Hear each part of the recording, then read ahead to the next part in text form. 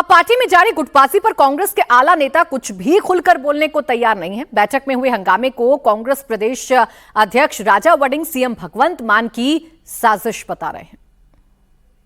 अगर कोई 50 बंदे आके किसी दी मीटिंग दे विच नुकसान कर दे या विरोध नहीं कर दे या कुछ इस तरह का काम कर दे ਜਿਹੜੇ ਇੱਥੇ ਸੀਗੇ, जो मैनू पता लग्या कि ये तो भगवंत मान साहब दोबारा भेजे गए ਜਿਹੜੇ लोग ਸੀਗੇ जिन्हां ने ਇਹ डिस्टर्ब किया संगरूर, क्योंकि तुसीं देखिया होना मीटिंग चल रही है, भाषण सुने जा रहे हैं, लीडरां नूं कोई तकलीफ नहीं है।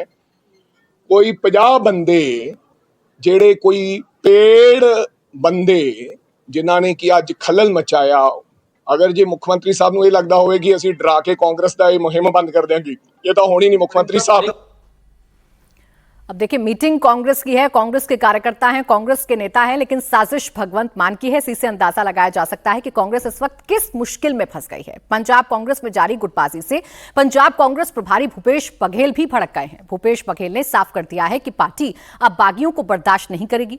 अनुशासनहीनता करने वाले नेताओं को पार्टी से निकाल दिया जाएगा।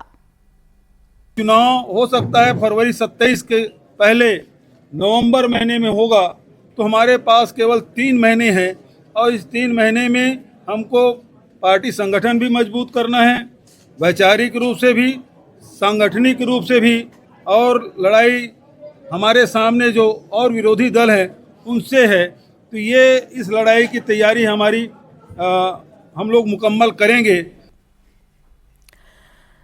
अब देखिए, एक ही प्रेस कॉन्फ्रेंस वाला फ्रेम, एक तरफ यहां पर वड़िंग कह रहे हैं कि भगवंत मान की साजिश है, तो वहीं भूपेश बघेल कह रहे हैं कि अनुशासनात्मक कार्रवाई उन लोगों पर की जाएगी जो विरोध कर रहे हैं। समझा जा सकता है कि कांग्रेस के सामने मुश्किल पड़ी है। इधर विधानसभा चुनाव की तैयारियों के बीच एनडीए की सहयोगी अपना दल एस ने चुनावी तैयारियां तेज कर दी हैं। पार्टी की राष्ट्रीय अध्यक्ष एवं केंद्रीय राज्य मंत्री अनुप्रिया पटेल आज बहराइच दौरे पर रहेंगी। बहराइच में अनुप्रिया पटेल चुनावी तैयारियों को धार देंगी। बहराइच में कार्यकर्ता समागम में शामिल होंगी, जिसमें विधानसभा चुनाव की रणनीति को लेकर चर्चा होगी। संगठन को बूथ स्तर पर मजबूत करने पर जोर है। अपना दल एस का 2022 में बेहतरीन प्रदर्शन रहा था। 17 सीटों पर चुनाव लड़ा था, जिसमें से 12 सीटों पर जीत हासिल की थी, यानी कि स्ट्राइक रेट 70.5% रहा था। 2017 में भी अनुप्रिया पटेल की पार्टी ने 11 सीटों पर चुनाव लड़कर 9 सीटों पर जीत हासिल की थी। स्ट्राइक रेट 81.8% का रहा था।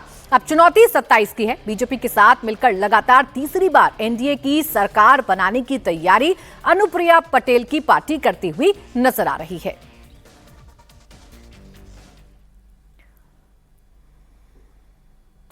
और अब बात पूरे देश में पेपर लीक को लेकर घमासान की। ऐसे में बिहार में हवलदार इंस्ट्रक्टर की परीक्षा में पेपर लीक का मामला सामने आ गया है। इसके बाद पुलिस ने तुरंत एक्शन लेते हुए 3 आरोपियों को गिरफ्तार कर जेल भेज दिया है।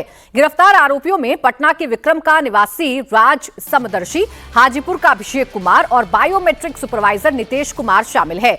बिहार में 29 जुलाई को बिहार पुलिस अवर सेवा आयोग पटना द्वारा आयोजित गृह रक्षा वाहिनी सेवा संवर्ग के हवलदार इंस्ट्रक्टर पद की परीक्षा हुई थी। इस दौरान हाजीपुर में एग्जाम सेंटर के बाहर राज समदर्शी उर्फ राजा को गिरफ्तार किया गया।